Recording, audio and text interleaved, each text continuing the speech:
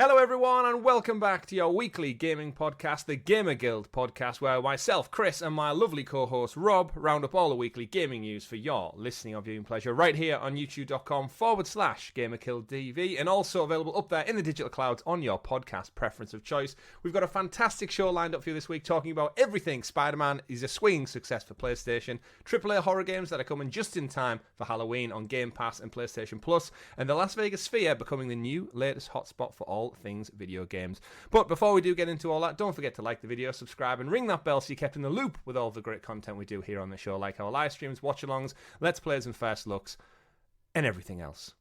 You're joining myself, as I said, Chris, without Richie this week, but just me and you, Rob. How are you doing? Not too bad. Not too bad. Yeah. We've had some stormy weather in the UK for any international listeners, so that's been on the agenda this week for most of us, hasn't it? We have. What was the name? It had a weird name. It's kind of a bead, isn't it?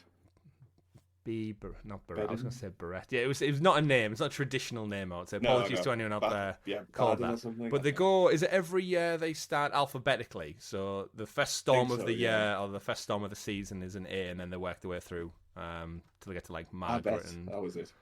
Babette. Babette. Yeah. Yeah, I don't think anyone who's not in their 80s out there called Babette, so I'm sure we're safe with a Babette listening along. This is when we get that one comment of someone saying, actually, my name's Babette. You're like, wow, I've been watching since 2019. That's crazy. But yeah, hope you're all safe and well out there. Hope you're all weathering the storm as we do head into winter. I'm starting to feeling that kind of chill in the air. The heating's gone on. Yeah, I always say, my jumper on. I always say, let's try and keep the boiler off until at least October, and now we're in there. I'll accept that. And of course, next week the clocks go back, and we all lose an hour's sleep as well. So it's that shitty time of the year when it gets dark and cold, but hopefully, video games are keeping you alive and well, and that's what we are here to discuss today. Richie isn't here, as I mentioned, because he's decided he'd rather play Spider-Man 2. That's what I'm putting it down to, Rob. He messaged us just before we went live and said, Chris, Rob, it's that good. I just can't even muster the energy to come and talk about it today. I just want to sit on like a potato and play it all weekend long. Yeah, I feel like his exact words were, our friendship and our fans and viewers mean nothing compared to Spider-Man 2. Everything is Spider-Man 2. That's what it says on the front of the box.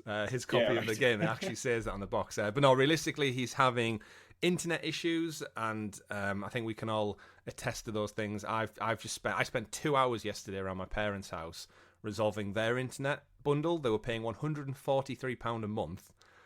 Exactly. I don't know how it's happened, but then through some convoluted security data process and everything, I ended up having to call up 3 times on my dad's behalf, just to sort of basic things like direct debit set up and stuff. And let me just tell you, I'm very happy that I get to leave the same provider at the end of this month, and it will be a very sweet call when I ring up and say, I'm putting my notice in, after 8 years, goodbye, I'm moving over to the new provider in my area.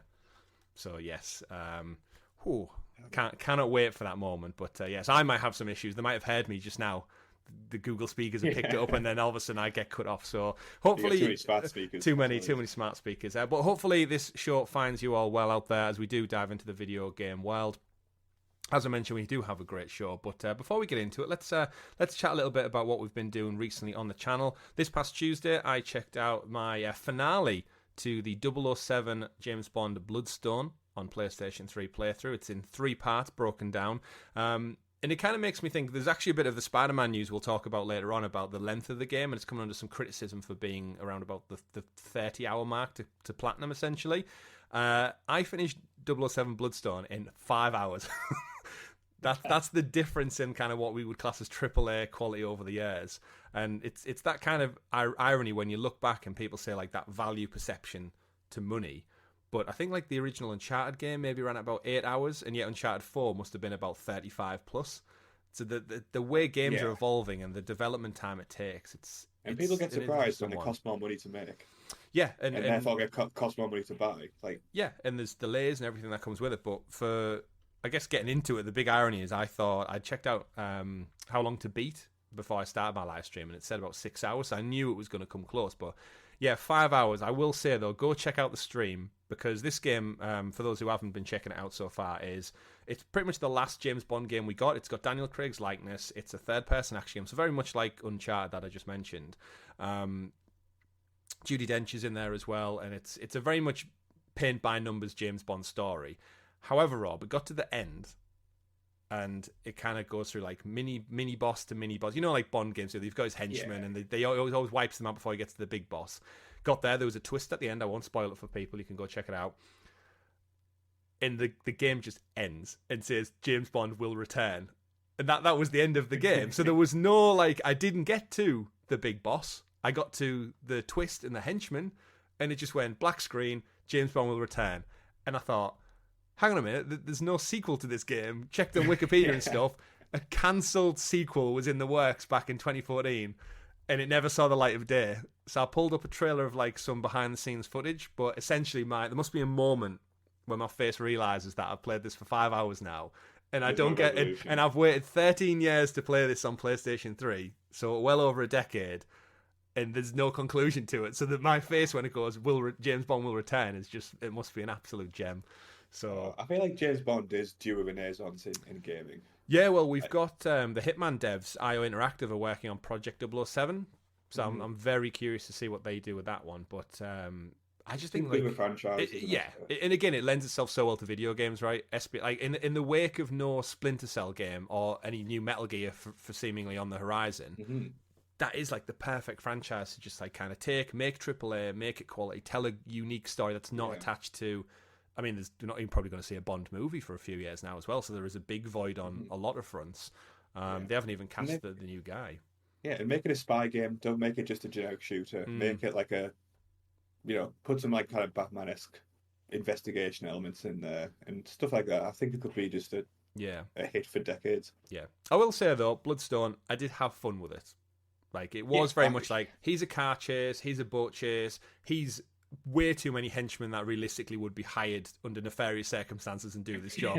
Absolute cannon fodder, but I had fun with it. And you know what? For a PlayStation 3 game, 5 hours time well spent, and it held up surprisingly well. Like the cutscenes, the musical score, I think the last 2 times I've touched on it, but the music in that is fantastic. Like for a video game, it's very cinematic, and you can tell the quality there is shining through, because it was published by Activision, but alas, they lost the license after that, and we've not seen a Bond game since. So either way, I digress on that one. What have you been playing this past week, Rob? So my gaming time this week has been preciously limited. The Starship Troopers Extermination dropped a new patch update, which like just breaks the game in the funniest way possible. So like there's these things where you can, they're called like speed stimulants, and you can like inject them to get like a boost of speed. And a big part of the game is like running resources back and forward. But for some insane reason, the devs have not put a cap on how many you can, like where you can inject like 3 at a time, and it doesn't scale like linearly. It like just goes exponentially, it breaks the entire game. So like to the point where frames are like getting dropped because your character's moving too fast and stuff like that. That's so hilarious. Like I've been enjoying that. There's been a couple of new unlocks, so I've been kind of working through them. But funny enough, aside from that, I actually put some time into Forza, which I never thought I would do. But I was sat at my computer, I just finished work, and like my girlfriend's been away on holiday for a bit. So I had like a half-hour slot of time. I was like, well, I'm going to do here. I need to like go out to the gym in half an hour. Yeah. I'll just do like a race in Forza. And I was like, oh, this is nice. It's non-commitment. Kind of very casual, and like I'm starting to get races a bit more. Like that kind of, there's a lot of relaxation of just doing the same thing over again and kind of trying to optimize your lines and stuff. So yeah, I've been enjoying that. And again, cost me no money because I need money for what's coming over the next 2 weeks in game releases. So that's a nice thing as well. Yeah, it doesn't end, does it? Well, I'm glad to hear that you're still enjoying Forza, because that is kind of the allure of, I guess, sports games in general. Like me and Richie always like get dragged along to FIFA whenever there's that kind of little gap where you've got that small window of time. Do a race, play a match, do a course on golf or whatever you want to do if you're playing golf games out there. But it is that kind of like, just jump in, non-committal. If you win, you lose, it doesn't really matter. You're just getting some kind of interactive satisfaction out of it. Yeah. Which is great to see. So yeah, Forza, and like you said, with Game Pass, you're saving that money on that front anyway. Back to Starship Troopers, does that have like a nailed-on launch date yet? No, it's got a pretty defined roadmap, but it's still very much like, I wouldn't even describe it as a beta game yet. It's still very much alpha. Still early. Yeah, but they did upgrade to the new You mean Unreal Engine. You mean Babette? So, it's in Babette phase right now. Babette phase, yeah. Yeah. Oh, that's good. Yeah, it's good. I think it's just one of them. I paid like £15 for it, and it's already like paid off so much in terms of hours spent. It doesn't get boring for some reason. I don't know why. Good. Yeah, I'm very curious. I think once it goes fully live, I'm totally down for a stream with you at some point because I'm such a Starship Troopers fan. For the original only, not on this Marauder shit or the animated one. It's just that. Just the original. Yeah, just the original one. Yeah, you want to live forever. Of course, I'm definitely down for Helldive as well next year when that launches because that is just Starship Troopers incarnate essentially. So that's that. But I think the big story of the week is Spider-Man 2. We did a first look, myself and Richie jumped in and did the first kind of 2 and a bit hours of the game. I'm now, after a long Friday evening session and a little bit of time yesterday, I think I've got about 8 hours into it. So I'm getting a bit of time, even with child and work and stuff. And I'm off this week, so my plan is to just power through it and just any bit of sliver of time I can get, I'm gonna get into that. But I guess we'll get into the thick of it, Rob, because that is one of our main stories of the week. If you could introduce us to the graciously gathered Gaming Guild Gazette, aka the news. The news. And of course, the news every week is brought to you by our guild heroes, the wonderful folks who support the channel that extra bit further, just like you can, from as little as 99p. You can get this show a little bit early. It usually goes up on our weekend feeds on YouTube, and you won't have to wait. You'll also get stickers, badges next to your name, and of course, you support us 3 people, bring you better content, more expensive quality is what we look for. Right, Rob, as I mentioned, Spider-Man is definitely going to be one of the hot topics of the week, if not the year, as we wind into Game of the Year discussion. I've put 8+ hours into it. Richie's been playing it as well. Again, that is, remember folks, this is why he's not here on this week's show, because he hates you all. He doesn't believe his fan base can be trusted with this, and he's just gone playing it all weekend long. So I'm sure Richie will come back with like the platinum next week, probably, I would imagine. I think he was actually telling me the other day, he took Monday off work as well. So this guy's committed to disregarding. Sorry, he didn't make it, guys. Just the internet wasn't working. And then, he's got the platinum just sat there ready to go. But yeah, so I'm going to work towards the platinum, no doubt. I did say to Richie off camera, I think the other day, I didn't quite finish Assassin's Creed Mirage in time, which I think was my main plan. I think in yesteryear, without children and job, it definitely would have happened. I have finished the story of Mirage, but naturally, like most things, as soon as Amazon dropped that link saying your package has been delivered on Friday, it was like, right, fuck Mirage. Yeah, it's like I'm moving on to the next greatest thing, and the next greatest thing really, really is Spider-Man 2. Reading from the review roundups, now it is officially out into the wild. Just going through a few of them, we've got a lot of 8s and 9s. GameSpot give it an 8 out of 10. And I quote, "All in all, Marvel Spider-Man 2 may largely give us more of what we played on Insomniac's previous game, but that winning formula is so damn fun, it really doesn't matter." IGN also give it an 8 out of 10. As a sequel in a spectacular series, Marvel Spider-Man 2 is both blessed and cursed. Its story of 2 Spider-Men is a great time, and a Spidey fan's dream to play through all the comic book pages are brought to life elegantly, walking the tightrope between humour and heavier themes. Game Informer gave it one of its highest ones, 9.5 out of 10, so almost a straight 10. And I quote, "Insomniac has nailed the rarest of video game development feats. The team has landed a trilogy of games, Miles Morales included, that all stand strong on their own merits, but unite in a sweeping saga made better by experiencing it in its entirety. While more Spider-Man games will inevitably expand this mythology in new directions, with Spider-Man 2, the developers found what makes superhero stories worth telling and retelling and giving its likable hero's journey what they deserve." Following that up, VCG 5 out of 5, Games Radar 5 out of 5, Forbes 8.5 out of 10, and I'm not going to give you Game and Bibles because that's not a legitimate website. But Marvel Spider-Man 2, Rob, roaring success, spectacular, amazing, every other Spider-Man term you can possibly think of, doing well, and you have succumbed to the marketing hype and you've bought the game, right? Yeah, when we talked last week, I was very intentionally not going to get this game on release because there's a bunch of stuff coming. We've got like Metal Gear Solid, we've got like UFC 5, which I'll be kind of picking up. So these are all games that like I worry that like Spider-Man would go down the same route as Starfield has, where I was playing it for a long time and then dropped it for just other titles coming out. But yeah, the buzz is too strong, and like I'm seeing lots of clips and like yeah, I just have to pick it up. I haven't played it yet, but it's ready and waiting for me to jump into this weekend.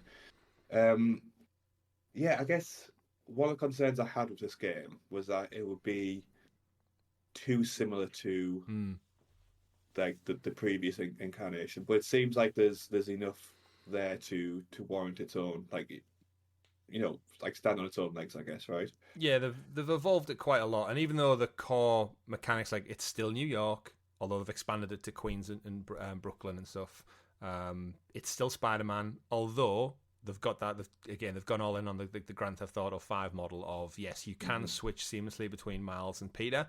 And what I would say is the story, as you're playing through it, if anyone's played like Spider-Man and then Miles Morales, they are two very individual characters, and I think Insomniac's ability to tell fantastic stories has really fleshed them two characters out. I absolutely love Miles Morales. The voice actor for him is fantastic as well.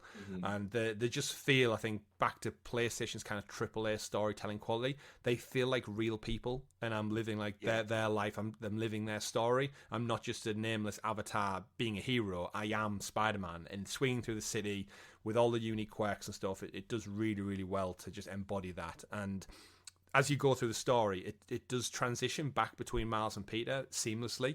So it just goes from like one chapter beat ends, and there's actually a great crossover point when I think you're out with Peter and MJ, and they bump into each other at Coney Island, and it's Miles is out with his man in the chair Ganke, and they just have like a quick passing conversation. They catch up, and then the camera just rotates around them casually, and then you're playing as Miles, and it's as seamless as that in the moment, and it just feels so good, so natural. Boss fights are cool. The story so far, I'm really, really enjoying. And the powers, like Miles has like his electric Venom strike powers, not Venom. It's weird it's called Venom because it's not Venom, and Venom's in the game. Yeah. It's his electric powers are called Venom Strike, which is always an odd choice, I think. But now, Venom is in it. I haven't reached the point. I think I've just reached the point in the story now where I've got the Venom suit. So that's how far spoiler-free I'm into it. We all know he's in it and you get it because it's been in all the trailers and stuff. I've just reached that point now, but yeah, thoroughly enjoying it. The characters, the plot, the story, super fun. New York, fully gorgeous and realised.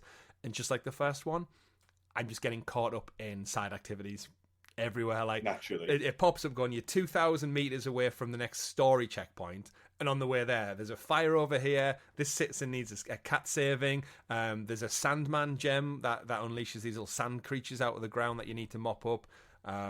There's like little tech puzzles to sort out for the May Foundation. There's just so much stuff, but it's all fun. It's like, I'm not fussed about being sidetracked. I want to do it. Like any good Ubisoft game, like as soon as that little checkpoint flags up and I scan the world, it's like, that's only just 200 metres to the right of me. I'll go do that first, then I'll get to the story. And because you can swing so quick through the city, and the introduction of the web wings makes traversal even quicker, I'm just having so much fun. It's that thing where I don't know if it'll be in my game of the year. I mean, it will be in my game of the year conversation, but I don't think it'll get it because it is more of the same. But that's not a bad thing. Like it's like a comfort food. Like I'm going to happily play this for 30 hours. I'm going to put it down, get the platinum, have a great time with it. And then I'm just going to start slowly building the hype for the next Spider-Man game in a few years' time. So, yeah. I think you have to like consider as well, like the first Spider-Man came out, was it 2019? I think 19, yeah. Like I'm guessing like at the height of superhero kind of hype or whatever, if you want to call it that. Like they just had in game, I think at that time, stuff like that. So this game comes out at a very different point in like this superhero kind of ecosystem where perhaps people are a bit fatigued by Marvel's putting out, I think it's fair to say, and stuff like that. And I think the fact that this game's doing so well kind of within that kind of atmosphere, like speaks a lot of volume as well. Like we know it's a great game, but also it's working off its own hype as opposed to just this big buzz on superheroes, which is really good to see as well. Yeah, absolutely. And it's no surprise that we don't have any actual sales figures because it only came out like at the time of recording 2 days ago. But I think the first one's PlayStation 4's highest selling game of all time. So this will no doubt, if not, be up there and or surpass it. But it's just so fun. Like the reviews speak for itself. Like it does suffer a little bit with fatigue in terms of like what it can tell as far as the story goes, because it is still an open world game. So things like the checkpoints and stuff, yes, it is more of the same, but it's still fun. It's still fun, and that's what I've thoroughly enjoyed playing it throughout.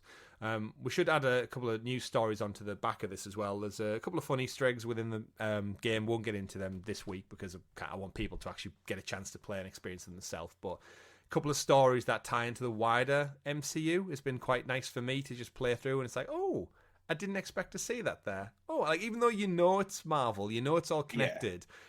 Because it's a Spider-Man game, I feel like Spider-Man is quite a unique hero in which he very much has his own single story. Like, even though Avengers Tower is there in the game, and it was in the last one, you never expect to see them in the world because it's just a Spider-Man game, and they always get away with that of like, I think on the first game he mentions if you land on Avengers Tower, he goes, oh, looks like all the heroes are over on the West Coast at the moment. And it's just one flippant comment, which is like, right, so that's why none of them are going to show up to help you. Yeah, that explains it away. When the whole city's on fire and everyone's about to be killed, that's why none of the world's mightiest heroes show up, because they're away in San Francisco doing probably the terrible Square Enix game that was the Avengers. But less said about that, the more. I really enjoyed that, but in terms of Spider-Man 2, Insomniac have since confirmed as well it will be getting a new Game Plus mode and a mission replay after launch. So I guess I wanted to throw it over to you, Rob, who hasn't started yet, but where do you sit on New Game Plus coming just shortly after launch? Do you think this is something they hold back intently to make sure people don't sell the game once they've finished it? Or a bit strange, isn't it? Because all it surely is just play through the game again and you keep your perks. I can't imagine it's that much of a coding issue. Again, not a developer. Maybe there's like some power scaling involved or something like that. Maybe, but I don't know. It might just be a case of like there's something had to give for the release date, and they decided that this particular feature was. I don't think I've ever.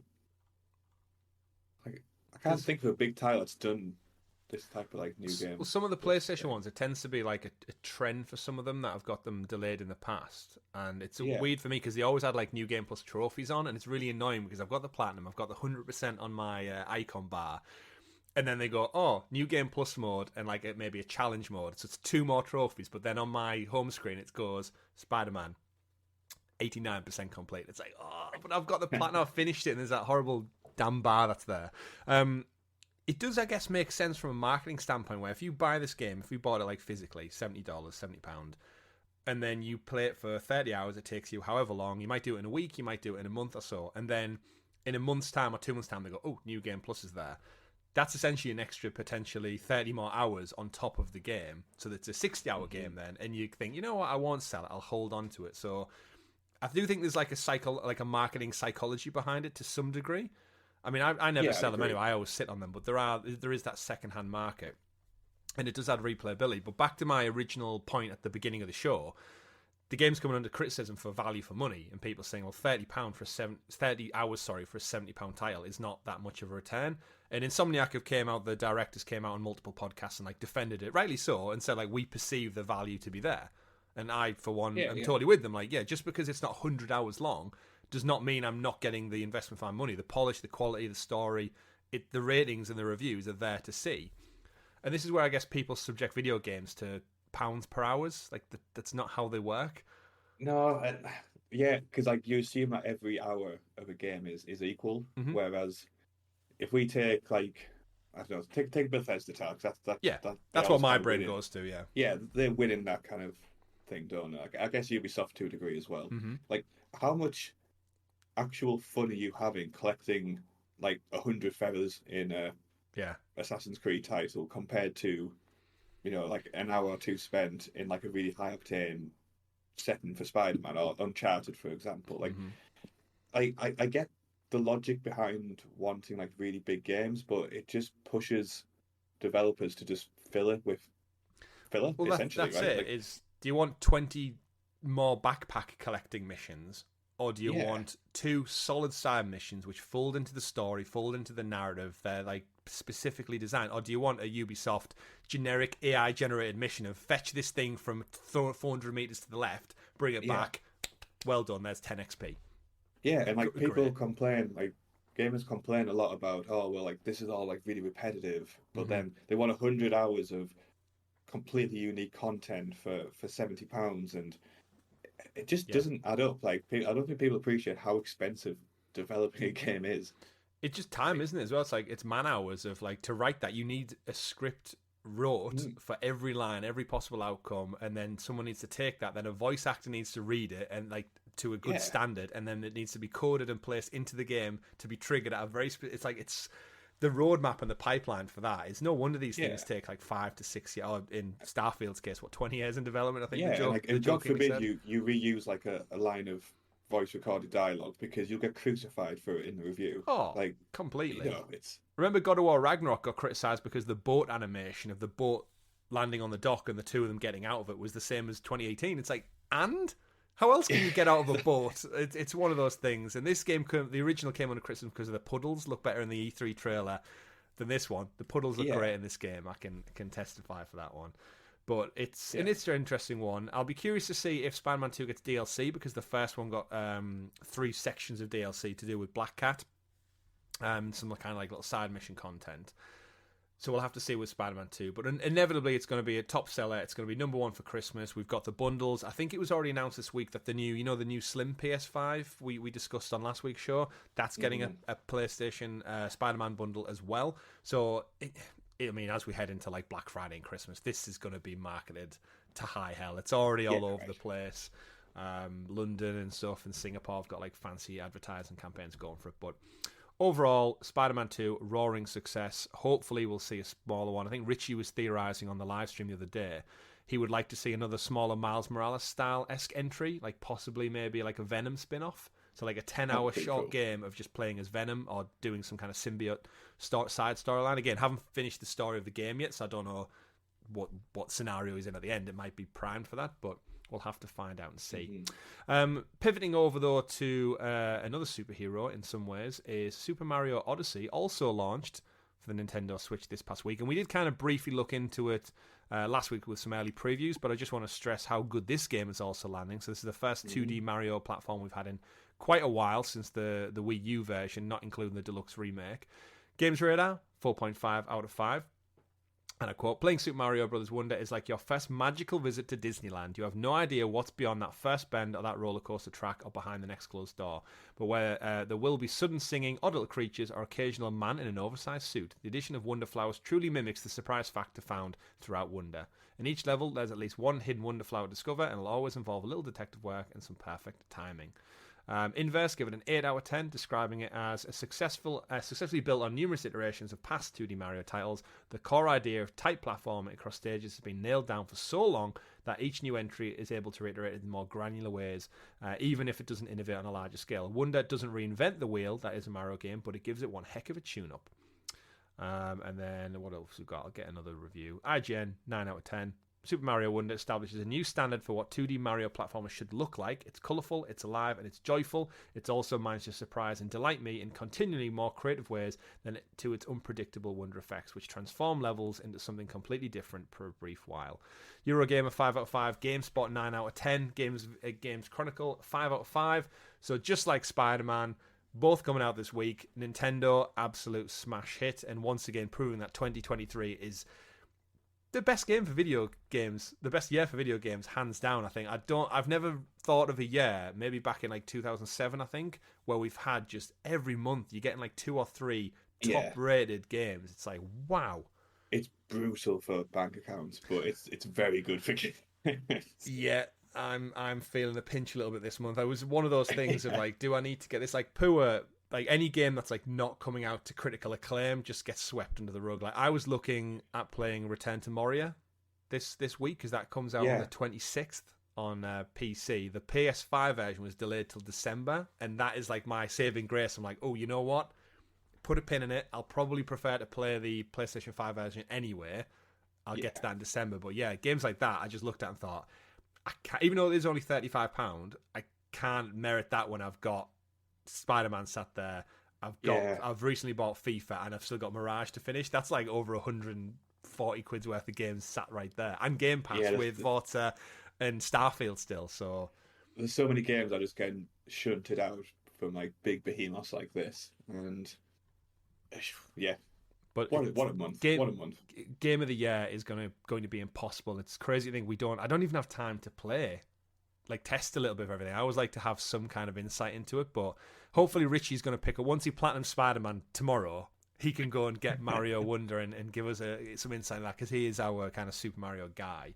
I am tempted to get into it, but I just don't think I'm going to have the time realistically. But it just goes to show Nintendo just know what they're doing. It's back to Sony with Spider-Man. It's like they just have that AAA quality, that polish, that they could just get it. They could just get the games across the mark. Like every single time, 100%. it's like a guaranteed hit. They never really drop the ball on it. And in like a month where like we've had Starfield has came out really, really well, it's nice to see that all platforms are essentially like firing on all cylinders at the moment. They're really like, hitting the stride, aren't they? Just as we head into Christmas, like again, if you are a gamer, like the choices of variation and top quality content at your disposal now are second to none. Second to none. So Super Mario Wonder being super. Hopefully, I think one good thing as well is like, I think especially in this like 4-month period or whatever, there's something for everybody. If you're not like a AAA type of, player, there's the smaller Assassin's Creed title. There's like lots of mid-tier titles you can jump into, and like when you get to the AAA, there's like racing sims. There's like shooters. Everything's coming out, so like, there's nobody like left behind in this kind of run, I don't think, which is really good. Yeah, it's so so diverse as well, and just as we get towards like Halloween, where like horror games see like a massive rise as well, there's just something for everyone with video games, and it's awesome to see. One thing Nintendo haven't done with Super Mario yet is light up the Las Vegas Sphere. So our next story of the week pivots away maybe a little bit from gaming, but more into technology. If you've not seen it already, the Las Vegas Sphere is this massive behemoth of a building built in Las Vegas. It's a dome-shaped entertainment arena that basically on the outside it's covered with 1 million LED panels, and you will have seen it at some point. My YouTube algorithm or Facebook algorithm is just like filled with like clips now of either the giant emoji faces or the U2 concert that was on there. And it looks like mind-blowing. Like we live in a world where you can essentially have a giant orb in the middle of a city that is animated, but it looks real. It looks like something is actually there. I've seen clips of the emoji one where it's just a yellow smiley face.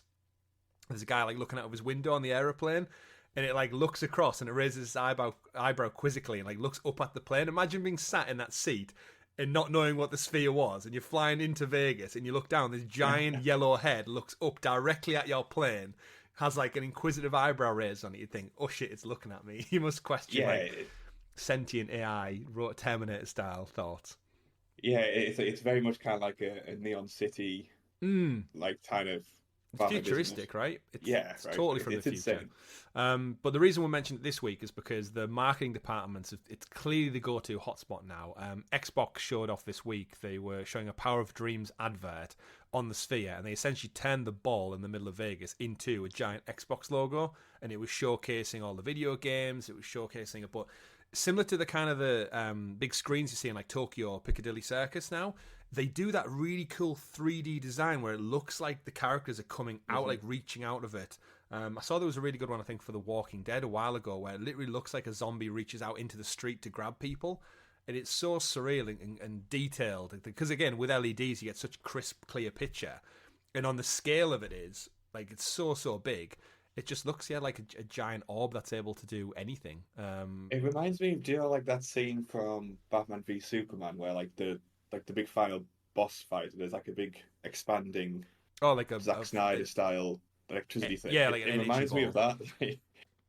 It's amazing. It looks so good. And like again, I'd hope to think at some point in my life I get to go for like a concert of something, because I did see some clips of the U2 concert, and it looked from the inside, it just looked like you were in the desert. And the way the arena's set up, you're inside essentially a giant orb, and it's the LEDs are on the inside and the outside, but just anywhere you look. It's like if anyone's done IMAX, but the whole building you're in is IMAX. And you can look up, down, left, right. Yeah, like, I don't know how they do it, but they've somehow they got in on everyone's iPhones, and now they've got in at like the Vegas Sphere. Like these old guys somehow still managed to pull their weight. Bono's got connections. From he clearly does. He clearly does. Like of all the like Taylor Swift's just about to kick off like the biggest tour arguably of all time.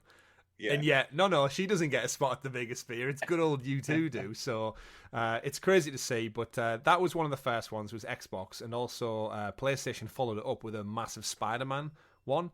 Don't have a video for that, so sorry, video viewers. But go on YouTube, find it out, search for it on PlayStation. But theirs just looked fantastic. Again, with the Spider-Man logo just being dragged across it. Peter Parker, Miles Morales, like their masks, just it's so creative and looks really, really good. But yeah, go check out Las Vegas Sphere. I think I follow it on Twitter because every day they just post something new. Like the creative teams who are in charge of the video content for that, they must have one of the best jobs in the world. Like, how can we just take any marketing campaign, put it onto a giant ball, and make it cool as fuck? Like, that's essentially all their job is. You can just imagine like the job interview for that car, and it's like, okay, what's my job going to be? Right, well, you're going to take flat things and put them on a ball, and that's going to be your job. You can just see it for like anything. Sports are going to go crazy for it. And again, the fact that it's in Vegas, it's already surrounded by like tourist attention tropes anywhere. This is going to be another one. So yeah, I'm just very curious to see where that tech can go. Does it, you know, like when everyone got like a Millennium Wheel or a Millennium Bridge at the turn of the century, everyone's going to have an LA, like the London Dome, the Paris Dome, and they're all going to do like their own unique thing. But yeah, Vegas got that first, the Vegas Sphere. Go check it out. It probably won't be called the Vegas Sphere for very long because it'll get some kind of sponsorship, no doubt. Yeah. It'll be Verizon. Yeah, it will indeed. Moving away though from that, let's get into subscription models because, as I said, we are creeping towards Halloween and it starts getting a spooky season. But we also have a list of Xbox Game Pass titles that are coming soon. So, reading from the Xbox blog, we've got Like a Dragon, Inshin, one of Rob's Yakuza games, another one added to the entry point. We've got Formula 1 Manager 23, launches October 19th, so that is a day one release. If anyone's into Formula 1, that's also dropping. We've got City Skylines 2 for PC only. The console version was delayed slightly, which a lot of hype behind City Skylines 2, but I've seen it's a little bit underwhelmed at the moment. The developers have actively came out and said that it's going to be a bit glitchy and buggy at launch, but they're still going to go ahead with the launch. Yeah, so that's interesting. So they've delayed the console one a little bit, but still, it's a bit of an odd statement to come out with. It kind of undermines your launch by that one. So I'm sure we'll talk about City Skylines when it does come out, but it's gone free. I personally really, really enjoy anyone who's played SimCity. The first City Skylines is a great game. We've got a first look up of the Stadia version, which no longer exists, up on the channel now. But I think we can all agree the big one for this October is 26th launches the Dead Space remake onto cloud, PC, Series X and S as part of the EA Play sponsorship. So remember, this game only came out this year. This game is in the running for Game of the Year for a lot of people. Even though it's a remake, it's in the running for Game of the Year. And again, a testament to how good this year is. I kind of forgot this came out this year in a way. I'm super happy about this because I was going to buy it at some point once I just when time allowed. But yeah, I'm getting it for free now. So free, and it completely counterbalances PlayStation Plus giving away the Callisto Protocol. So in a really unfortunate way, the Callisto Protocol could not escape the Dead Space vacuum when it first launched twice, and then now it's like, oh, don't worry, we're going free for Halloween on PlayStation, and then Dead Space like, oh well, we'll go free on Game Pass for Halloween as well. So it's almost like, oh. Poor Callisto Protocol. It seems petty, doesn't it? It's like... in a way, yeah. But Dead Space, rating-wise, the definitely superior of the two titles. I'm sure Callisto Protocol is great, and it reviewed fairly well. It just wasn't Dead Space, and the remake is now there for all to play. So this is the big one. I wouldn't be surprised if when we do like our Halloween week stream, it might have to be Dead Space now, just because it's sat there, it's current, it's free, and it's one of the Game of the Year contenders for this year. So testament again to Xbox and Game Pass for doing their due diligence and getting a banging AAA title. And now after all those Xbox leaks, we probably know they paid about 100 to 200 million to get this. So money well spent, I guess. Money well spent. Rounding out the list, we also have Frog Detective, the entire mystery. Comes out on October 26th. So if you're not a Dead Space fan, you've got Frog Detective there to go do some amphibian detective work. Minico's Night Market also coming on the 26th. Headbangers, a Rhythm Royale, October 31st. So that's the pigeon game, which it's pigeons meet. I can't think of the name of the game.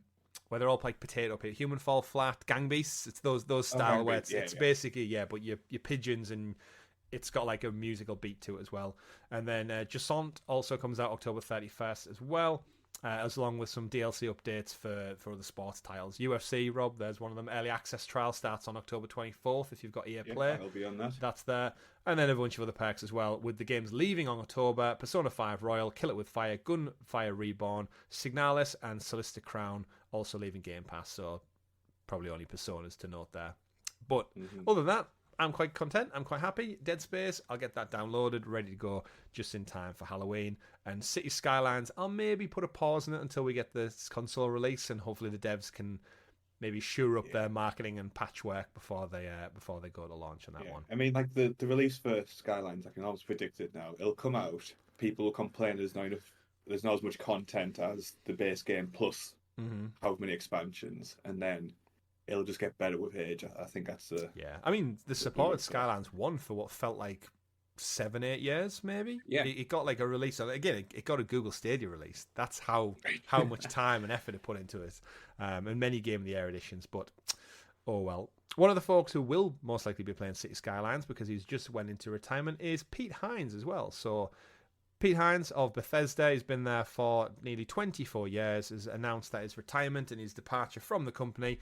Reading from a statement on Twitter, the former head said he's ready to begin an exciting new chapter, and it's going to explore new interests, passions, and donating his time where he can and taking his time to enjoy his life. He said it's not an easy decision to come to after an amazing career culminating in the incredible launch of Starfield. It feels like the time is right. This certainly is not a goodbye by any means. My love of Bethesda and the people has never wavered, and I will never stop being part of this incredible community we've grown. Thank you to the hundreds and thousands of fans I've gotten to meet and talk to over the last 24 years. Your energy, creativity, and support has been such a big part of my journey. I look forward to experiencing the next part of our adventure alongside you. So Pete Hines, one of the key creatives over at Bethesda, he's shipped many, many games in his 24 years, including Skyrim, Fallout, and of course, more recently, Starfield. We had this with Jim Ryan when he left PlayStation, Rob, and a lot of the internet is like, oh, why is he leaving? What's the problem? It's like, the dude is just retiring. Like, can we not just accept that? He's 24 years. He's probably mega rich at this point. He's done great. He's just shipped one of the biggest games, if not the biggest game Bethesda have ever made. Let the guy retire and just enjoy his money and his time with his family. This is the thing. Like, he's 55. He's been with Bethesda since he was, very early 30s. That's a long time to be in any job, to be honest. He has the money to enjoy retirement when he's still relatively young. Like, why wouldn't you? Like, I don't care how passionate you are. There's other things you can do which you don't have to turn up for every day. You don't have to get out of bed. Just that's it. Like, your only intention of getting up is like, what am I going to eat first? What am I going to drink first? And then what does the day hold ahead for me? Yeah. And you know what? He might need that time to finish Starfield because it's that damn big. He just needs that time to actually go and play it now. And I think the thing that some people forget is, as passionate as we are as gamers, it's still people's job. And I love what I do for my work, but it is still work. Like, and it'll be the same for people on the other side of gaming. So yeah, enjoy your retirement. 100%. Bethesda signed off on their own Twitter account as well, saying Pete Hines, head of publishing for Bethesda, has announced his decision to retire. His public presence was a small part of the role at Bethesda, although the way he represented us carried over our values he nurtured here authentically, integrity, and with passion. The contributions have been integral in its family of studios of the world-class organisation that it is today. His vision helped us push forward, and work inspired us to work harder. We're thankful for his 24 years of leadership and wish him all the best. We'll miss you, Pete. So, yeah, I can't say. I mean, he might come back in some kind of consultancy role at Microsoft Bethesda, but again, it's this kind of thing as well as... Now they're owned by Microsoft and they're under that umbrella, there usually is that little bit of consolidation that would naturally happen. And rather than kind of dismiss him, it may be just a case of, like, after 24 years, he's probably got a lot of money in the bank. And there's naturally people need to move on for new people to come in and get promotions and stuff themselves. Yeah. So that's the way business genuinely works. So I'm sure, he'll go on to great things. He'll spend some. He might even do one of those things that every developer, games, media personality seems to do and just start up their own company. That's how we got Callisto Protocol. It was the ex-Dead Space people.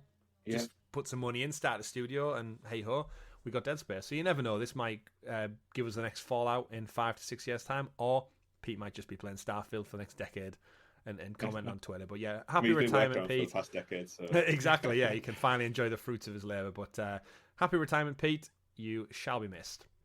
One of the things we won't be missing, though, Rob, is Netflix games. Now, we've touched on it several times on the channel over the years, but it seems like they're starting to really ramp up and get serious. So in the wake of Stadia and seemingly Amazon Luna's failings and Xbox handing their cloud gaming rights over to Ubisoft to decide what's going on in Europe, and PlayStation about to launch PlayStation 5 cloud gaming, the industry's in a bit of a shake-up. However, with cloud gaming still on the rise, Netflix Games has started their cloud gaming beta, and it's started rolling out in the US. So reading from our friends over at clouddosage.com, and the team, in a blog post, Netflix has finally revealed today that they're about to roll out the cloud gaming beta in the US. It's previously been available in other countries, but what does it mean? So you've got games like Oxenfree are now available, and Mulhew's Mining Adventure, which isn't available for download, but you can also stream it as well. So just a little bit of insight into Netflix. They're seemingly rolling out in one of their biggest markets to cloud gaming. And there's also rumours going around this past week that they're also looking to license AAA high-end games such as Grand Theft Auto. At the moment, their game library is very much made up of smaller titles, but again, it's start small and maybe work your way up. I don't know, Rob, if I've fully got your take on this. So Netflix and cloud gaming, they have the user base. I think they actually announced this past week that even though they've upped their prices, their actual subscriber numbers have gone up, which seems very counterproductive to putting your prices up, but evidently it's worked somehow. Do you think gaming's the next right thing for Netflix to get into? Netflix is a weird one. I don't really know, to be honest. Like, I think when we look at like game streaming, there's like two tiers to it. Definitely, there's like your big three, who are arguably only two of the three are trying to do it, and then you have like this lower tier where people who aren't necessarily involved in gaming are kind of dipping the toe in. So you have Amazon, you have Netflix. I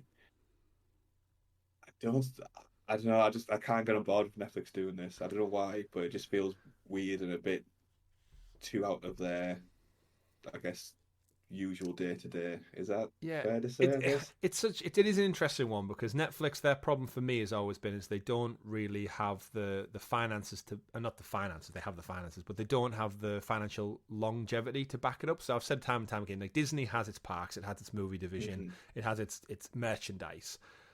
On the flip side, Apple has its phones and stuff, so the Apple TV and stuff can survive. Amazon has Amazon to back the whole thing up, so they have money coming in from elsewhere. Netflix is just the subscribers and the TV and their original content.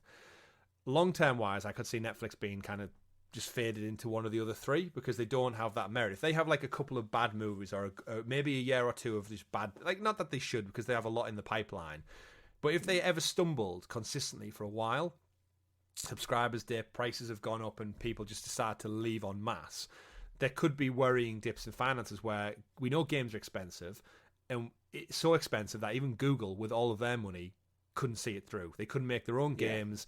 Now, Netflix are taking a slightly different approach where they're seemingly buying smaller studios and getting them to work on it. So, like Night School Studios, who made Oxenfree, one of the Indie Game of the Year contenders, they bought them. The sequel's available on Netflix now. I think the big difference with Netflix compared to the likes of Google and Amazon Luna is Netflix already has a subscriber base. So it already has those millions and millions of people who... Netflix is just like the standard now. People have Netflix. They've had it for decades, if not at this point.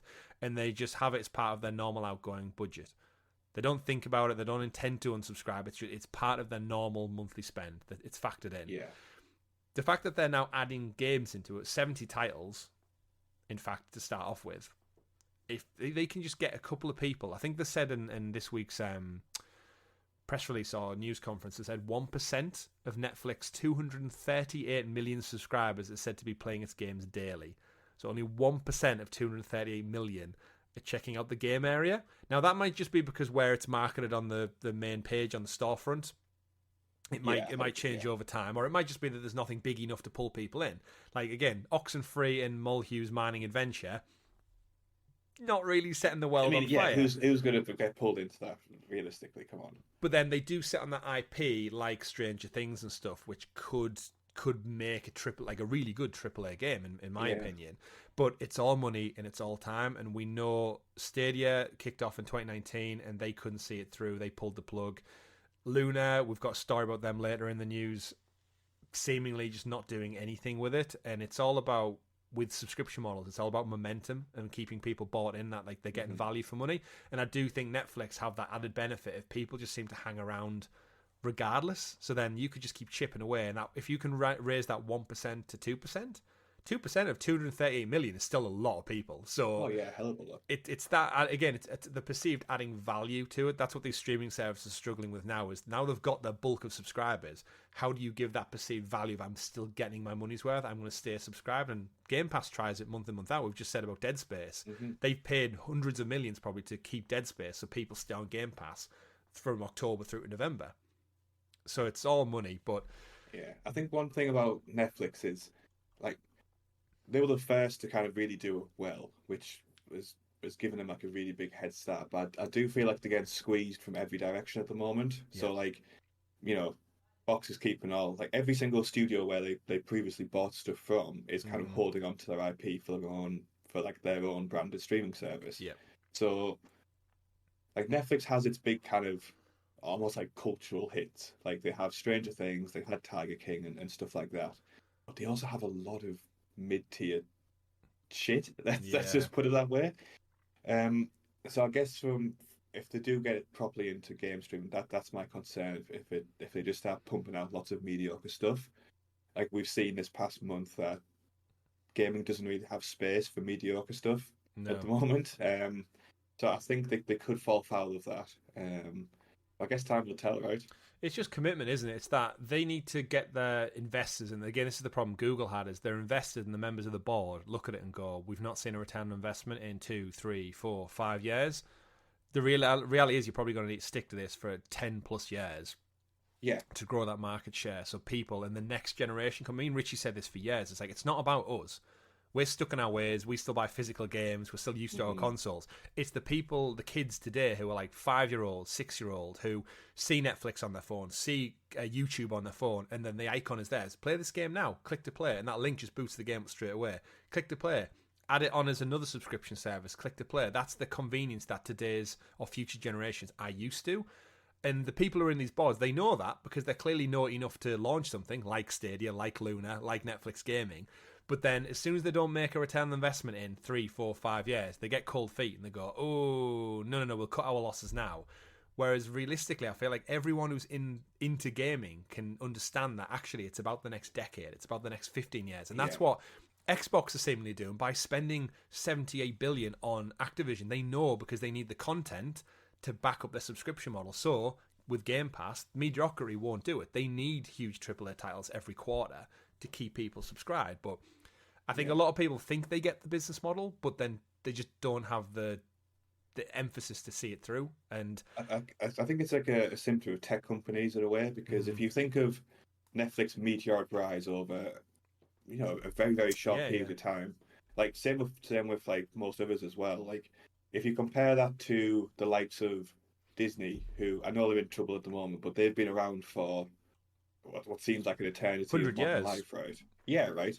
So they've got like a lot more of a long-term view on what success can look like, you know, in coming decades and stuff like that. Whereas someone like Netflix, who've exploded from nothing, they're like, okay, well, we did this in the last 2 to 3 years. Why can't we do it again? And like, when businesses get to a maturity, like that's not how they work. That's the problem, isn't it? They want exponential growth, and when they've got shareholders and board members who don't get that, they almost like hit the panic button as soon as it's like, oh, we've seen a dip in shares, so that their stocks are not as good as they were last year. But business does go up and down. Like you said, Disney is celebrating, which it's mad to say 100 years that it's existed for. Like they must have seen so many ups and downs, like over the years. But like Google's like product graveyard is like tells you what their mentality is, and when something isn't a monumental success after a couple of years, it's like, nah, you're done. Type of thing. But they celebrate their fantastic launch and then shit the bed and pull the plug on it because it's not over past like the biggest players in the market. It's like you need to incubate and grow and have patience. But again, we will lament that for probably the several years to come. They might even have another crack at the whip in our lifetime. But seemingly Netflix are there. They're going to compete, and you know what? Why not? If we get a AAA Stranger Things game out of it, that's like Resident Evil, I'm totally down for that. That could be sick as all hell. So we shall see. But in the meantime, we'll just have to keep playing other games, such as Final Fantasy XIV. Online, which is getting a crossover with Final Fantasy 16. So, reading from Eurogamer, Final Fantasy 16 crossover is coming to Square Enix's MMORPG Final Fantasy 14. As revealed this week at FanFest London, the crossover will be a special event featuring protagonist Clive joining the Warriors of Light. But yet, there will be a toggle mount and even a puppy toggle to play along with as well.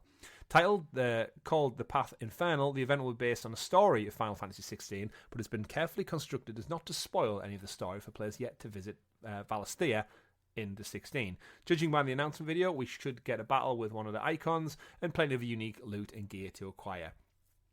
Now, this is where I need Richie to kind of fill this in, because I have no clue what 14 means. I absolutely adored 16, and I love the fact that Clive and Toggle are going to appear elsewhere, but is this just like a special, like, one-off fun event, or is this like, could this be integral to the story? Because I thought they were all separate.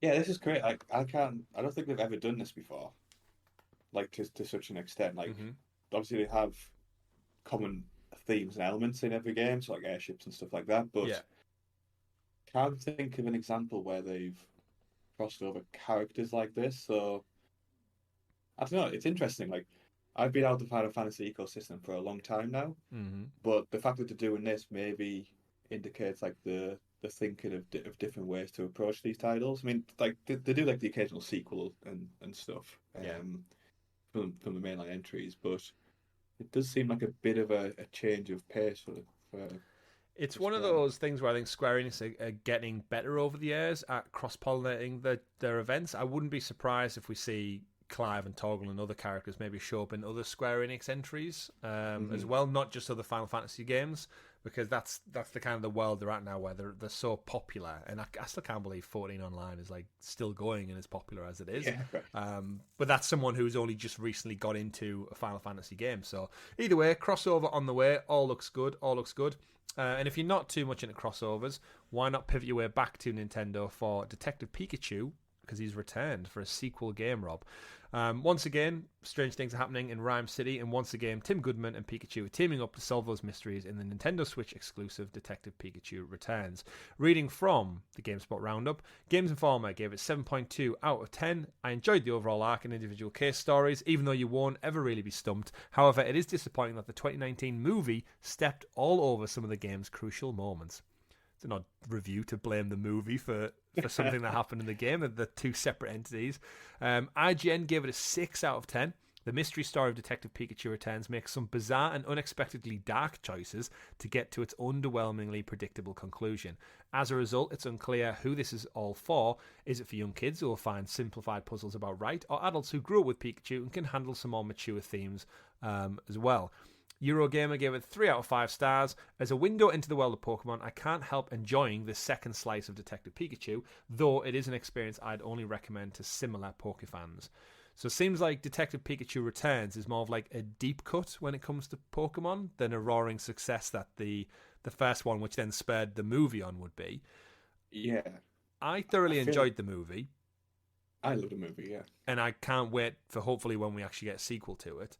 However, the game just doesn't interest me. Like a puzzle game including a talking Pikachu sounds fun, but we've said time and time again, like Nintendo Switch, I'd much rather go play Spider-Man or The Last of Us or Ghost of Tsushima or something. Yeah. But yeah, so we've got a sequel, Detective Pikachu Returns, doing middling reviews. I feel like they might have mismatched the themes of the game with the audience, because it seems like from a mechanical perspective it's very much geared towards me, like a younger player, where like the puzzles aren't particularly challenging or whatever. But then, judging from the reviews, it's got some pretty mature themes, I guess. Yeah, I mean, going off the movie, because I've not played the original game, is like his dad's dead and they're investigating his murder. So yeah, for a kids game, that's quite dark to begin with. So I can't imagine what happens in the sequel. But yeah, I think this is the problem Pokemon, I guess, has from a longevity standpoint of after like 25 plus years, it's keeping the fans engaged who are now in their 30s, maybe even 40s. But also it is still essentially like a kid's IP, because it's cartoons, it's colourful creatures and stuff doing whatever. Like, where's the happy middle ground in that? And Nintendo does what Nintendo usually do, and they do that much variations on things with like a kart racer, a brawler fighter, a puzzle game, and now we've got a Pikachu who drinks coffee and talks doing murder mystery Sherlock things. but it's for kids. But it's not. It's interesting, and it seems odd that they would put it out toe to toe with Mario Wonder as well. Like that seems odd that they would put two exclusive like big IP games out within a week of each other. But $50, £50 it's retailing for, so it's a little bit cheaper than the Mario game. Mm-hmm. But middle of the road. I do hope we get a sequel to the movie though. Oh god, yeah. Although I will attest that Ryan Reynolds looked far too young to be what's the lad called? The one who played Tim, his father in any way, shape, or form. Even though Ryan Reynolds, I guess, is probably like of feasible age. When the big reveal happened at the end, it was like, yeah, you look too young to be his dad. Maybe a cool. How old uncle. is Ryan Reynolds actually? Let me just check. Probably like 43. I want to guess. But then, the young lad... 46. Oh, so yeah, he's definitely old enough. Could be, yeah. But it still didn't feel right at the reveal at the end of it. But we digress. Detective Pikachu returns out there for all to enjoy. Rounding out with a couple of other final stories of the week. Age of Empires 2. Did not expect to be saying this in 2023. Is getting another DLC pack. Age of Empires 2, of course, we got the definitive edition released on PC and console earlier on this year. There is a new edition coming out called the Mountain Royals, which is going to include 2 new civilizations, the Georgians and the Armenians, 3 new fully voiced campaigns, Tamar, Thoros the Great, and Ismail, plus a newly updated Persian civilization. They break it down in the blog post if you head over to the Age of Empires website. But essentially, Rob, I just wanted to talk about how is a game that you, me, and Richie have both adored for decades. How great is it to see that it's still many, many years on getting just new content? I'm going to be completely honest. Okay, when you put this in our show notes and I was reading through it, I thought you put a typo and you meant to say 4 for some reason. But then I looked into it and new DLC for Age of Empires 2.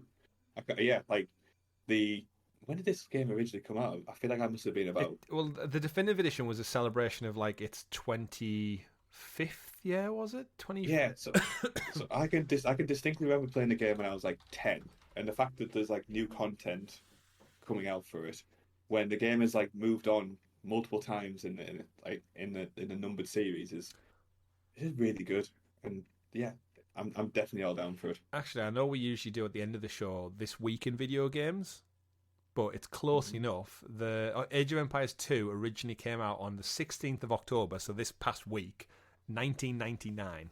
So when we were 9 years old, this game came out. So it'll be 20 plus years just passed. I guess not close to 25 probably. Yeah, that's how old we are now. Oh, yeah. I keep forgetting that one. But yeah, Age of Empires 2, it's just one of those. It's such simple fun to be had. And I think it's definitely my favourite Age of Empires game.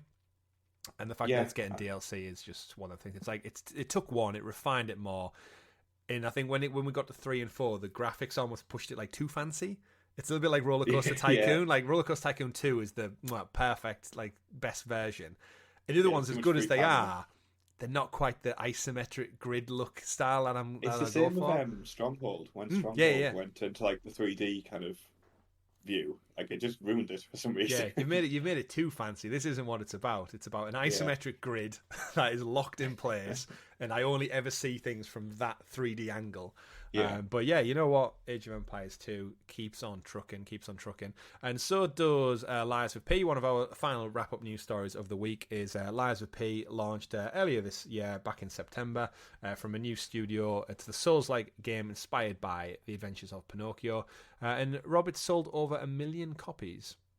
So not much of a news story, but the fact that it was on Game Pass as well, and it's a brand new IP. I think selling 1 million copies, I'm sure the devs are more than happy with that cash in the bank on top of the money they got from Microsoft. And no doubt this just basically guarantees a sequel. I think so, yeah. Received well, done decent numbers. Where did they go after this, though? Did they do another Pinocchio-inspired one, or did they pick another royalty-free franchise? What else could we get? We could get The Little Mermaid. Is a Soulsborne game. Royalty-free? Yeah, they're all like... the reason Disney used them is because they were royalty free. So Little Mermaid, things like Aladdin, they're all like, it's like Aladdin's like the Tales of 40 Thieves or something, isn't it? From so they're not like quite that. Like Little Mermaid is like it's not Hans Christian Andersen's story, but it's like those old folk tales. They've took them and basically made their own, like, you know, like Cinderella originally. foot got cut off or something in the original horror folktale. Pinocchio. Yeah, I'd love it. I'd love a gritty dystopian Little Mermaid game. Flounder's like an evil sidekick, and Sebastian's like ripped people's limbs off and stuff. You could see that happening. Actually, funny side note to this: did you see this week? Because Winnie the Pooh went royalty free earlier on last year, I believe it was, and there was someone made a Winnie the Pooh horror movie where it's basically like Five Nights at Freddy's big horrible Winnie the Pooh, and there's blood and gore. It was accidentally shown off to like a kindergarten class this past week, and even like the director came out and went, "Yeah, you shouldn't be showing that to kids." Could you imagine sat there going, "Oh, let's watch Winnie the Pooh," or a bunch of like 6-year-olds or something, and then it's just like ripping Piglet's head off or something? And why has it got a 15 rating? This must be this is. I mean, we all watched some stuff maybe in school that we shouldn't have watched, but you're talking like watching maybe Volcano or Dante's Peak in geography class. Yeah, it was when the grandma got burnt. But even then we were like 15, 14-year-olds. But yeah, showing Piglet being decapitated to a bunch of 6-year-olds is a bit too far. So, bother indeed. Rounding out the news stories of the week, then 2 little side notes. We've got Amazon Luna in the news again, and not for good reason. Now, we've of course intended to focus on Amazon Luna here on the channel quite extensively initially, and then they decided not to do anything, so we stopped. We made the GamerGuild podcast to encompass everything. But reading from our friends over at Cloud Dosage once again, some more games are leaving, Rob. This time we've got 7 games that have snuck out and departed, followed by a couple of other ones. Some of them have returned, we should point out, but we're getting to a point now where they've actually started to remove the notification date off the top. So traditionally, if you went onto the game's kind of homepage, it would have like a purple banner at the top that would say this game leaves the subscription on the platform on this date, so people know how much time they've got to play it. That seems to have stopped now, and these games that have left this week, Chicken Police, Metro Exodus, which is probably the biggest one, SteamWorld Dig 2, and for Richie's sake, Ys 8, Lacrimosa of Dana, all just disappeared, and there's a few more that are supposedly going to leave by probably now actually time of recording. Ukulele Impossible Land, River City Girls, all left.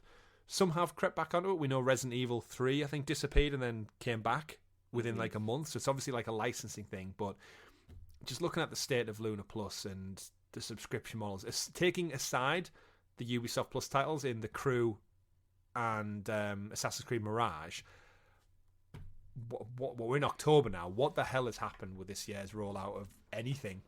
It makes you wonder why they bothered to bring out a controller, because like that's not like a small undertaking, and then they've just done nothing like on the actual game front. Like something must have went wrong in like the licensing and acquisition kind of side of things. It must have.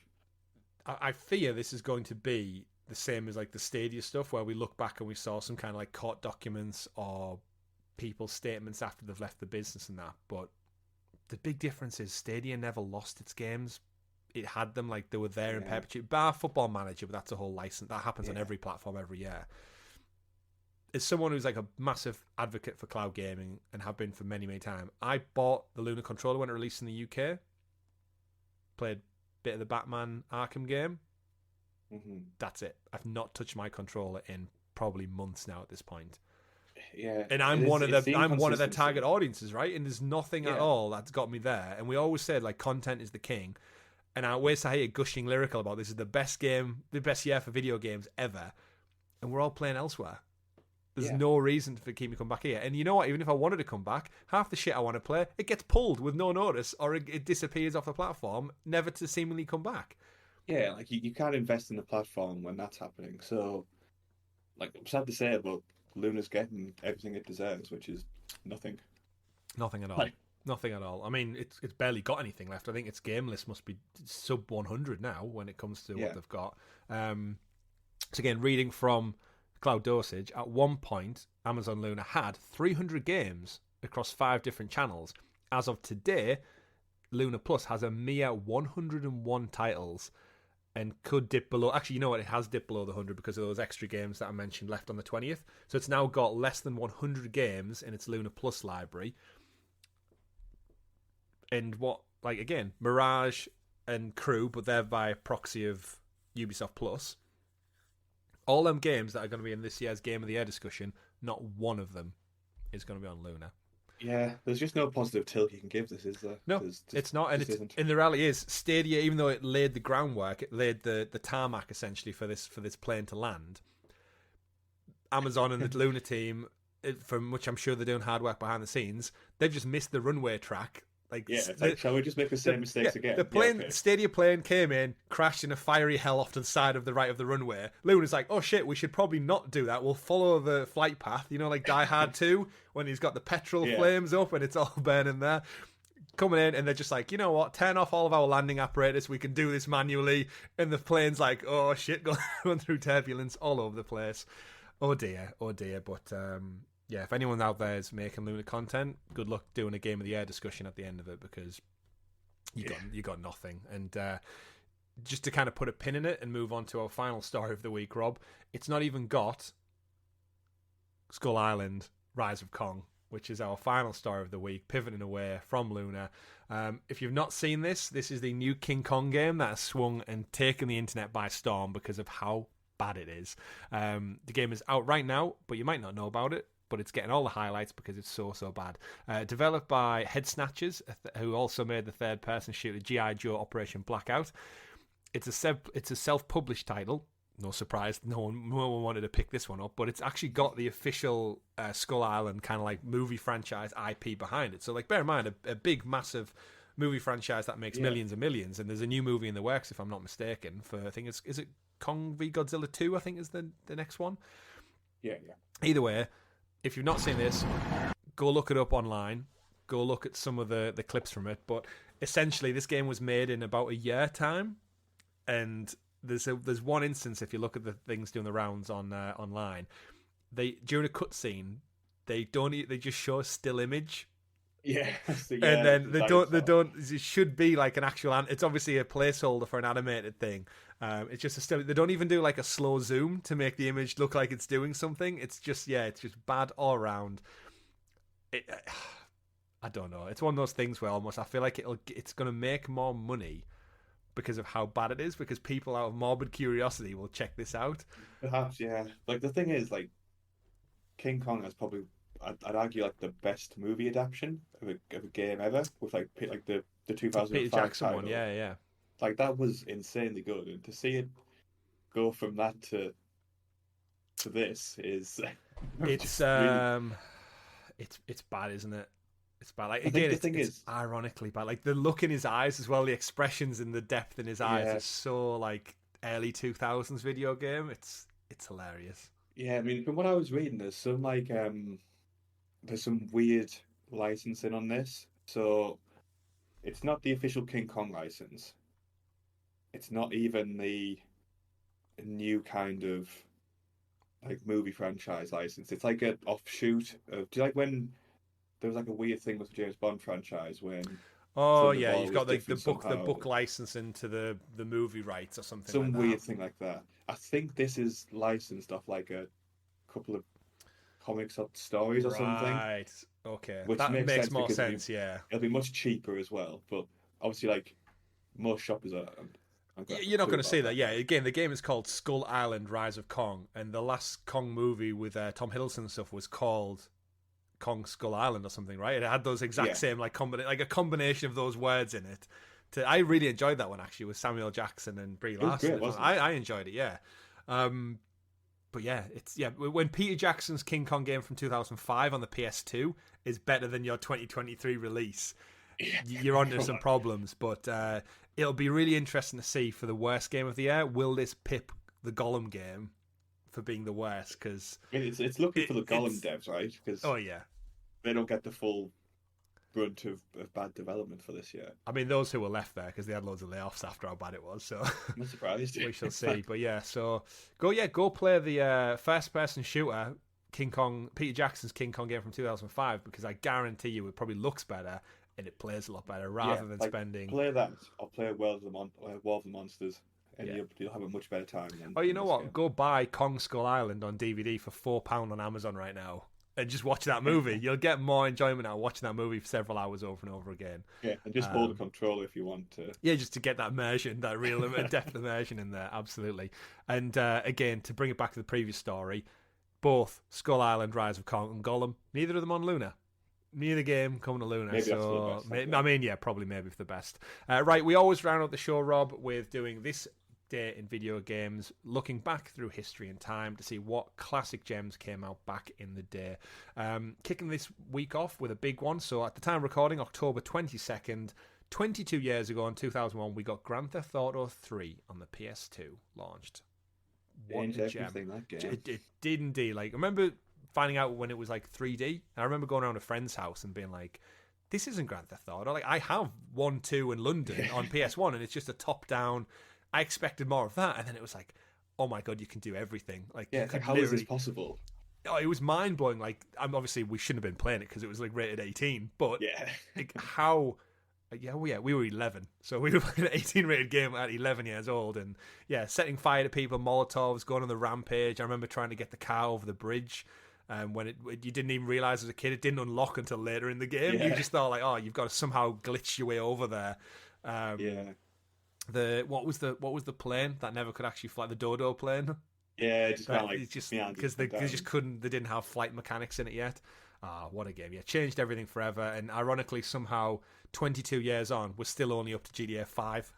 So this was 3, 4, 5. Obviously, we got Vice City and San Andreas, so I'll take it a little bit away. But remember, we got GTA 3, then Vice City the next year, then San Andreas the next year, then 4, and then we've had to wait 15 plus years for the next one. That's how much video game development has changed. Looking back as well, we had, let's not forget the classic Tom and Jerry War of the Whiskers. Don't know what that is, but cool. Did never expect to see a Tom and Jerry game like that. Scrolling through, back in 2013, 10 years ago, we got Lego Marvel Superheroes, one of the better Lego games to come out. Really enjoyed that one, got the platinum for it. Had Spider-Man swinging through the city, very much like Spider-Man. What else we got? The Legend of Zelda Triforce Heroes, 8 years ago, released in Japan. Probably one for Richie, that. 10 years ago, Rocksmith came out on PlayStation 3 and 360, so that was the Activision's Combat to Guitar Hero. Was it Activision? Yeah. Was it someone else? I know Activision was Guitar Hero, right? So it was whoever, I can't remember who did Rocksmith, but someone basically tried to combat what was Guitar Hero. I'll find out. Yeah, never had the legs that Guitar Hero. It didn't. No, it was that thing where it didn't have the coloured buttons, right? It was more about you had the strings and the frets, so it was trying to make it more realistic, and everyone was kind of like, yeah, we've already had our fill. We've had our fill of Guitar Hero right now. Oh, it's Ubisoft. Of course it was, because there's the Rocksmith Live is like their new guitar tutorial learn in real life program that's going live on PC. That's a good one. And then that's about it, I think. There's anything stand out for you, Rob? I do distinctly remember playing like the Robot Wars Arenas of Destruction game. That was pretty cool. It was one games like you got bundled in for your PC when you first played. Yeah, you get the disc included. So, that wasn't too bad. Yeah, nothing else other than that I think jumps out for me. There is an interesting point. It's not video games, but it does say in here Android released 15 years ago on 2008. So the platform sense, Android. So yeah, I guess iPhone, iOS was like 2006, 2007. So Android changed the world as well. Changed the world, and now we've got Android games. And one day Android would go on to be Stadia, and we've spoken about that in depth on this show. But that brings us to an end for episode 10 of the Gamer Guild podcast. Thank you very much to everyone who's tuned in this week, who's watched along on YouTube and listened to us, who was on podcast services, of course. Don't forget to like, subscribe, ring that bell. More importantly, comment, share, because it really does help with the algorithm. We've got this moment at the moment we're trying to break through into that YouTube algorithm or the podcast algorithm. But you commenting, sharing, and just leaving some kind of interaction, it always helps push that needle that extra little bit further. So thank you for those who do that every single week without thought. And of course, big shout out to our amazing guild heroes, the folks who support us that extra little bit further. Just like you can become a member from as little as 99p. You get early access to this very show, stickers and badges next to your name, and other exclusive perks. If you have enjoyed today's conversation between me and Rob, check out our Discord server as well. There's absolutely tons of like-minded gamers in there who talk all things video games all week long in the safety and sanctity of our Discord server. So go check that one out as well. We'll be back with another live stream later on this week. We've not locked it in yet. Don't think there's any new game releases now that have came out, but we'll figure that out as the week goes on. It might be more Spider-Man, it might be something different. I think Richie's discussed working on his another Zelda playthrough, because he's got that one. I'll finish with Bloodstone, so there's probably something in the pipeline. But at the same time, Halloween is on the horizon, so it might be more of a horror tinge. We'll see what we've got cooking up for you guys along the way. Thank you for tuning in. My name's been Chris. And I've been Rob. We've been GamerGuildTV. Richie's been playing Spider-Man. We'll see you next week, folks. Play whatever makes you the happiest. Take care. Goodbye.